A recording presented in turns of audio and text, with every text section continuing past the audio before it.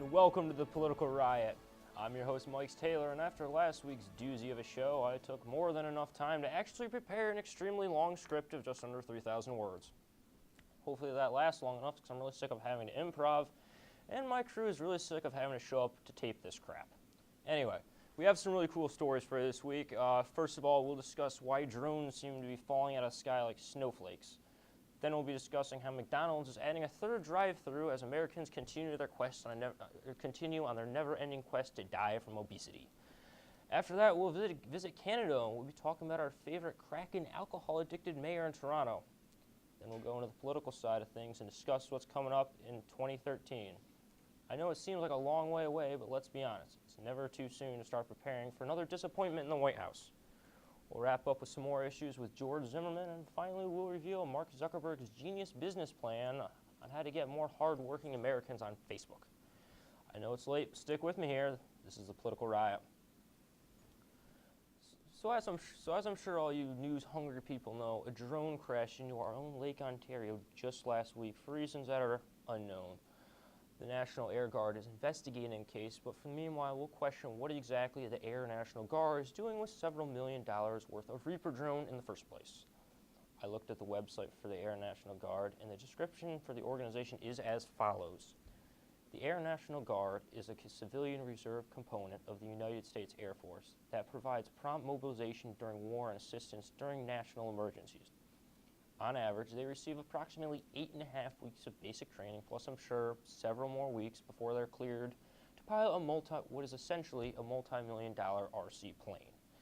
So basically what we're saying here is we're giving civilians some training and letting them play with million-dollar toys. That's like a student who took the beginning computer program class, letting him alter a supercomputer. I'm not saying drones aren't useful or anything. But we've lost over 100 total in some training missions, while others are lost in the Middle East. That is a lot of drone. There was actually a second crash involving a drone in California in which 2 Navy crew members were treated for minor injuries. Look, drone pilots, pull together, okay? Or even better, buy a Microsoft flight simulator that I used in middle school. If you're really having issues, I tell you what, there are millions of unused Atari joysticks on eBay. Let's get something going here. We'll be right. Recent reports say that McDonald's is adding a third window in the drive-thru line.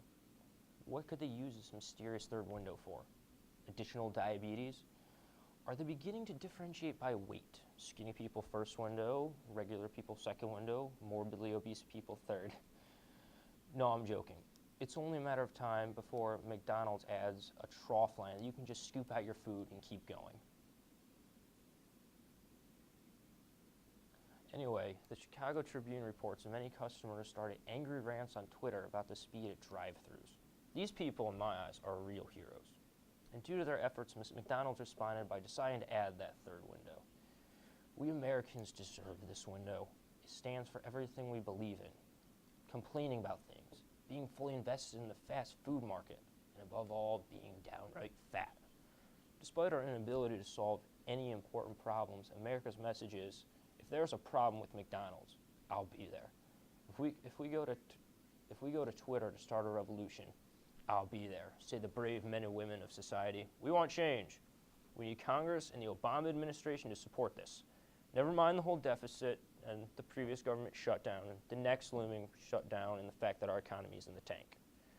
Republicans and Democrats need to get together and find a solution to make fast food faster. This issue can and will unify our country. As a matter of fact, let's get our best men and women working on a way to implement that third window. Let's get guys like Chris Christie or even Rob Ford to run this situation.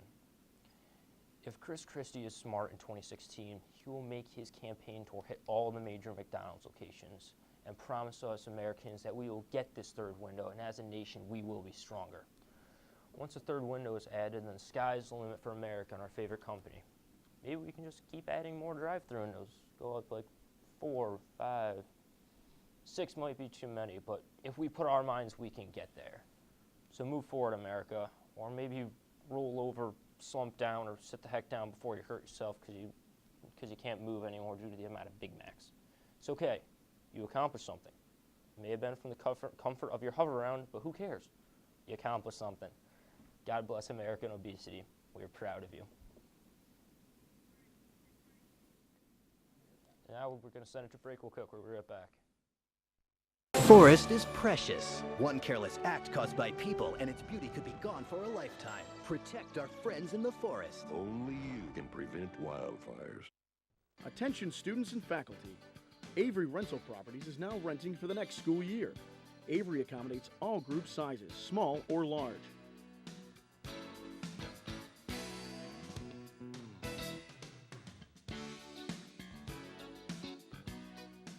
Avery Rental Properties. Make our house your home. 24-hour maintenance, garbage removal, snow removal, and off-street parking. Avery Rental Properties. 315-343-5005.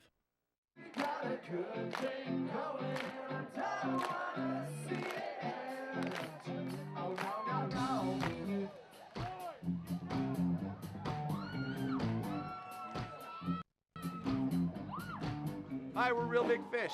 And you're watching WTOP 10. Like the number. So you can't save money? That's easy as pie. Brown bagging lunch instead of going out.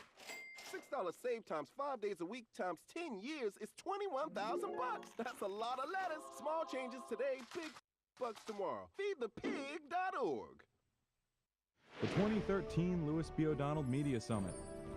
Moderated by ESPN sports broadcaster and class of '87 Steve Levy. Coming to Waterman Theater November 6th.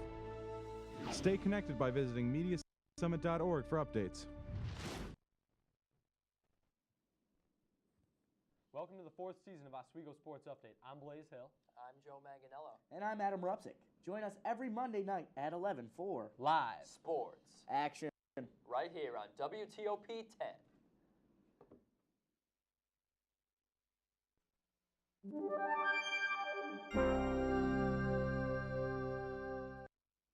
Welcome back to the Political Riot. Now, as you all know, America is in really bad shape.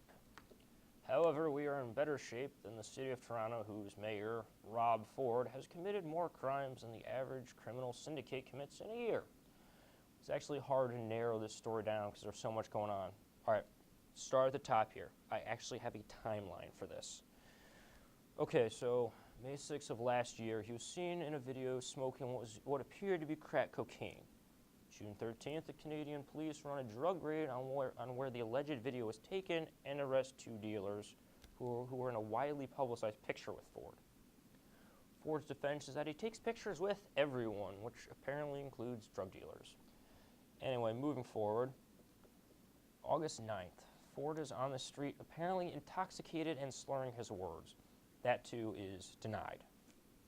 October 1st, Ford's friend and occasional driver, Alexander Lisi, is arrested and charged with 4 drug-related offenses, including trafficking marijuana.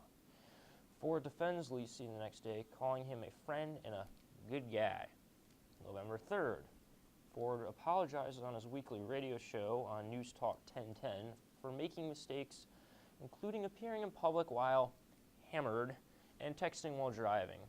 But he tells AM 640 the next day, "I'm not an alcoholic. I'm not a drug addict." Mr. Ford, can you please back up your statement for our viewers, please?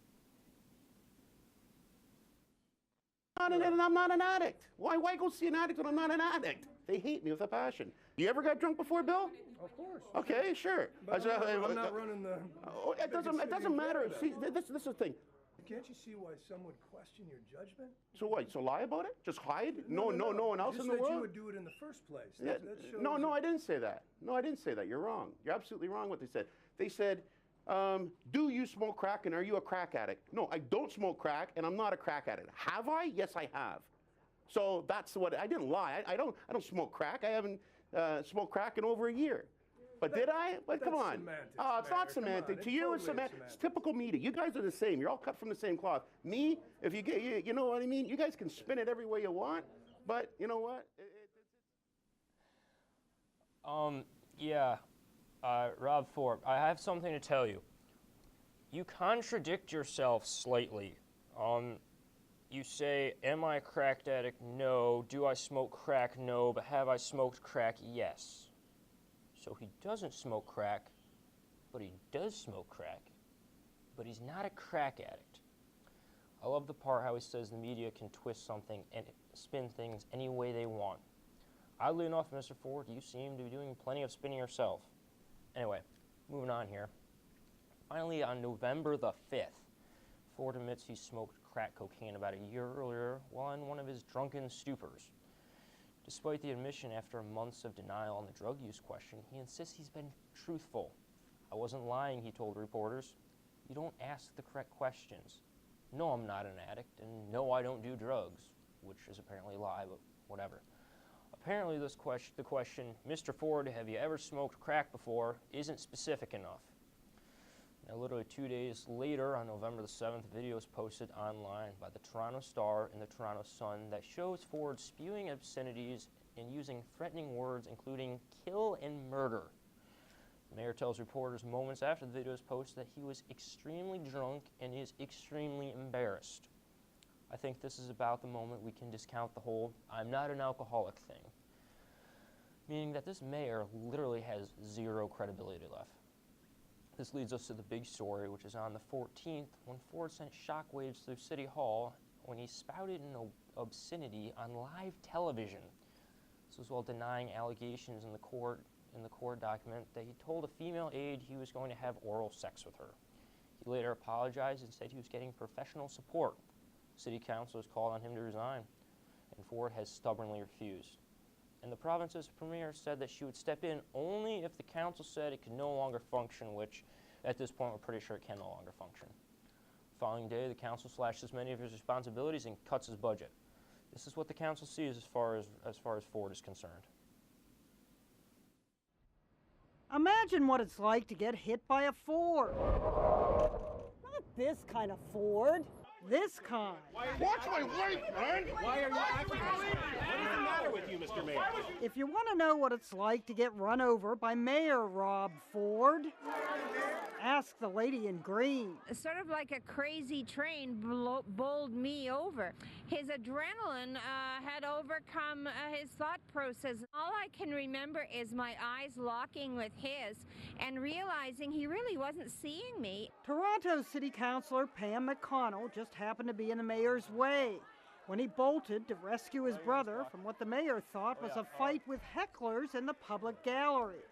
There had been a lot of taunting back and forth. You're fraud! When Rob Ford knocked her down, Councillor McConnell got a bruise on the side of her face and a swollen lip. Don't make me smile, please. It's like Canada's running of the bulls or something, but...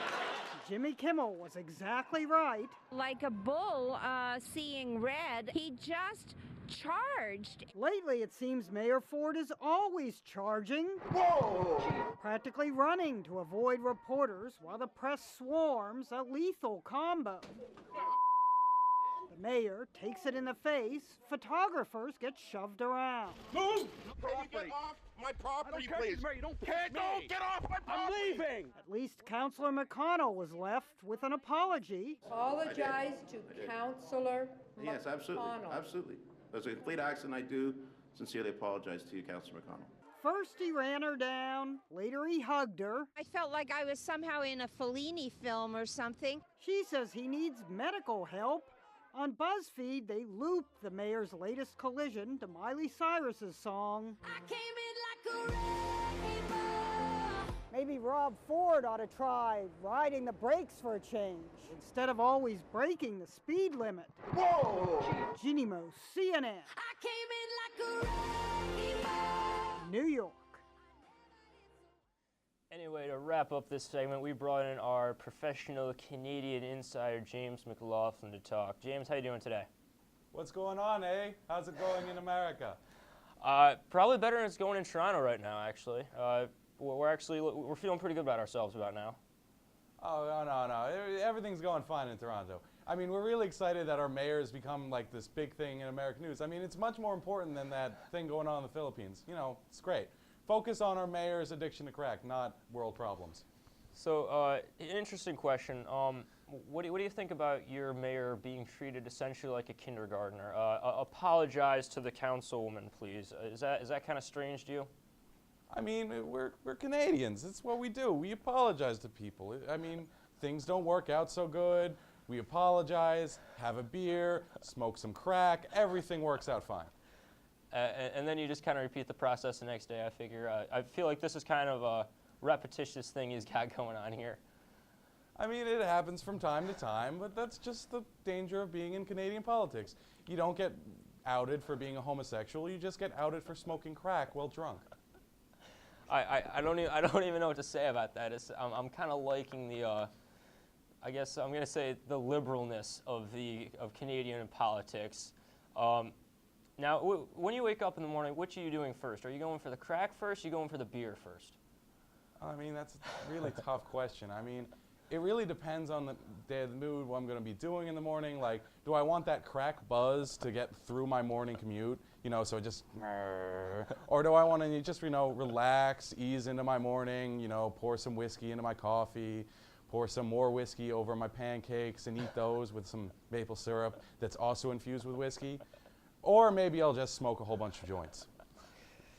Like I said, I don't even know what to say about that. It sounds like you guys have very productive mornings in Canada. I mean, can't argue with that fact. So yeah, that pretty much wraps up on what they do in Canada in the morning, I guess. I mean, it's a great place to live. I mean, that's the beauty of having universal health care. We can afford to do drugs. I've said it once, I've said it before. I don't even know what to say about that. I'm laughing too. We're going to take it to break, and when we get back, we'll discuss some other political issues. This is the Political Riot. I'm Mike Taylor. Attention students and faculty. Avery Rental Properties is now renting for the next school year. Avery accommodates all group sizes, small or large.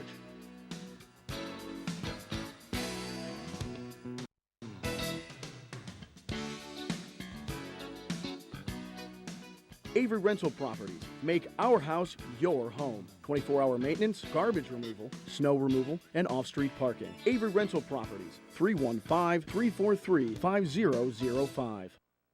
Hi, I'm Al Roker, class of '76, Oswego State University. You're watching WTOP, Channel 10. We didn't have this when I was in school. We just had radio and smoke signals. It's Saturday night. You just went out to a party with the girls.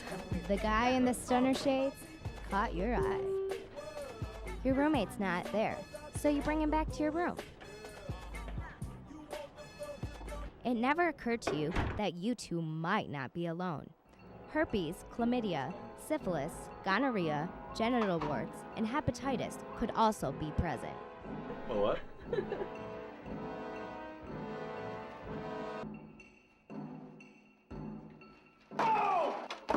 Who's that?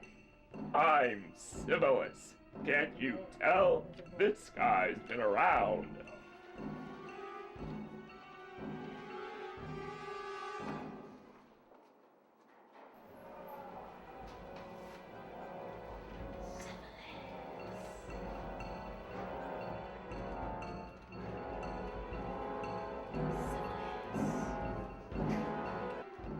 Safe sex is the best sex, so please use a condom every time.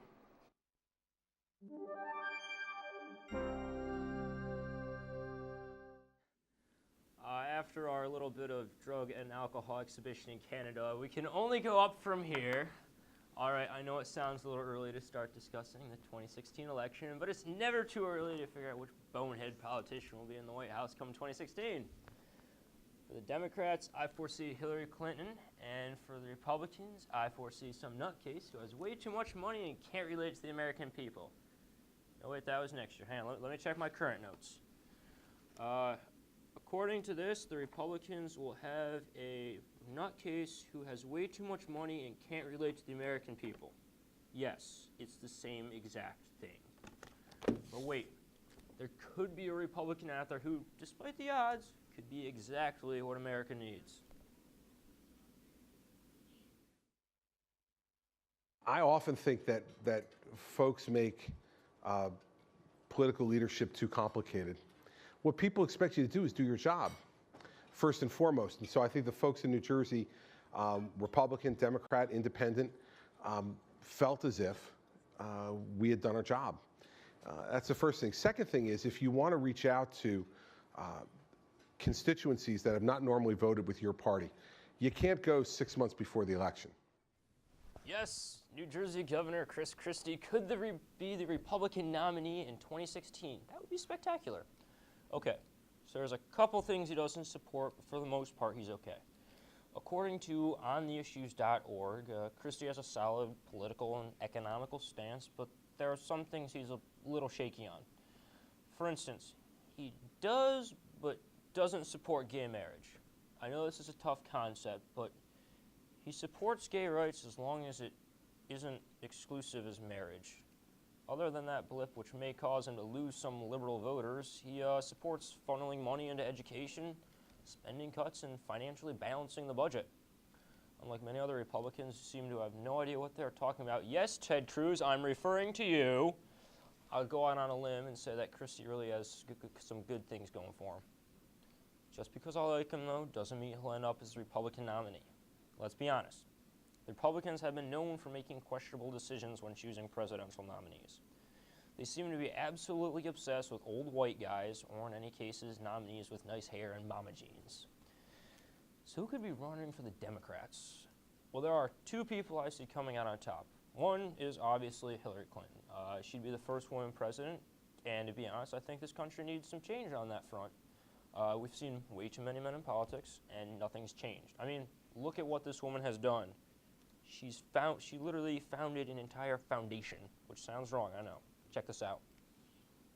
What we are doing at the Clinton Foundation is focusing on those early years of life to try to encourage families in particular, but also child care workers, preschool teachers, community support systems, to do more to help children from poorer backgrounds have greater interaction when it comes to brain development through the simplest, cheapest approach of all, helping families do more to interact with their own babies.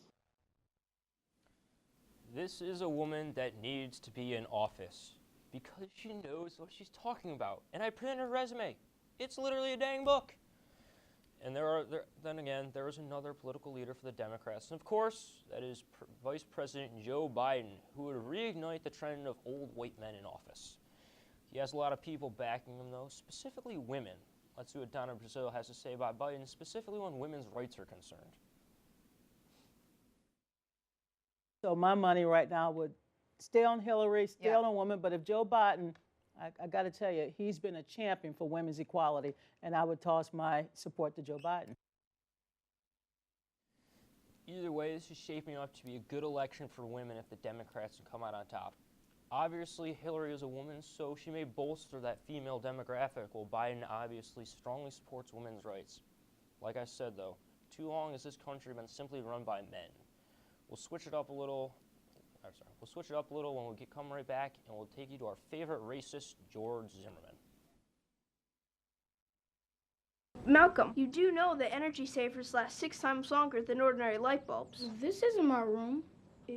It's Baron Davis's. Baron Davis, the basketball player? This is his room? Yep. Interesting, because we have Baron Davis right here. Baron, do you live here? No. I don't mean that, Baron Davis. Millions of kids are using their energy wisely. What's your excuse? The 2013 Louis B. O'Donnell Media Summit. Moderated by ESPN sports broadcaster and class of '87 Steve Levy. Coming to Waterman Theater November 6th. Stay connected by visiting mediasummit.org for updates.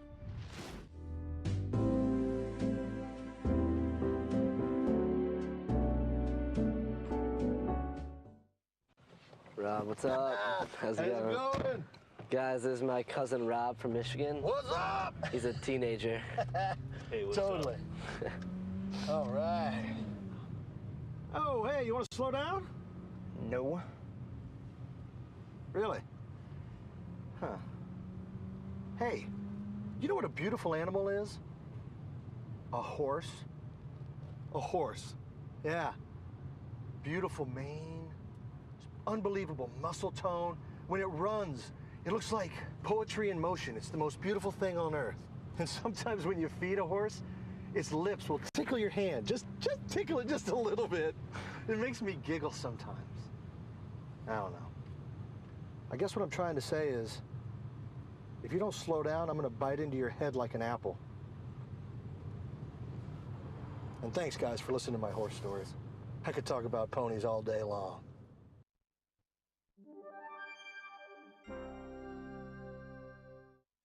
Well, George Zimmerman is back in the news again. Everyone's favorite racist was arrested after a domestic disturbance in his home state of Florida. Zimmerman is currently being divorced by his wife, Shelley. Seems that being in a nationally covered murder trial is a bit hard on the marriage. Or maybe he just has anger issues. I mean, he did kind of kill a kid. But the real hardest issue is not Zimmerman or his marital problems. The issue is that this story had to become headline news. This, of course, is just one of the many instances involving Zimmerman since he was arraigned in court for the killing of Trayvon Martin. I don't get it. We had footage of this. I looked through it. There's just so much wrong. They literally did video after video after video of George Zimmerman getting arrested, getting pulled over, lying, pulling guns on people. He shot somebody. Okay, this is kind of an issue. So, Zimmerman, I don't know what you're doing. I don't know what you're trying to do. You gotta cool it down a little, man. Just chill. Just be chill, all right? I mean, the thing that bugs me about this most is who needs to discuss important topics like healthcare or tragedy in the Philippines? I mean, come on, this is some crazy guy in Florida who's going through a divorce. After we take this break, we're gonna bring it right back and have a new topic. We'll be right back. The mailbox and the traffic light. Both are ideas from the minds of African Americans. Support the United Negro College Fund, because a mind is a terrible thing to waste. The 2013 Louis B. O'Donnell Media Summit. Moderated by ESPN sports broadcaster and class of '87 Steve Levy. Coming to Waterman Theater November 6th.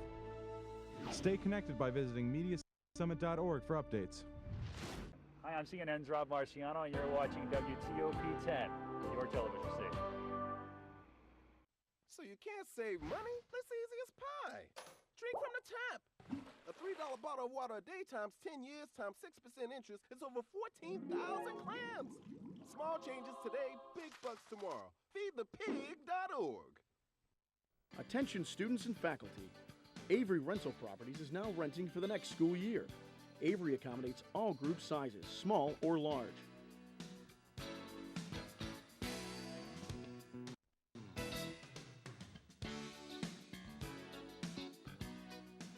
Avery Rental Properties. Make our house your home. 24-hour maintenance, garbage removal, snow removal, and off-street parking. Avery Rental Properties. 315-343-5005. Every night before the show, me and the guys, we like to loosen up a little bit. Blue, 42, hike! Every now and then, Dan likes to take it a little too far.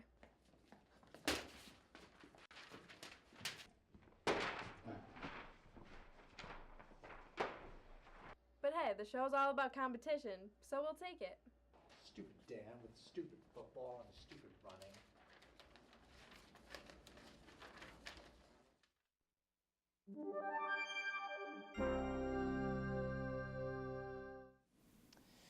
Anyway, this is pretty much the end of our show right here. I'm just going to wrap it up for you real quick.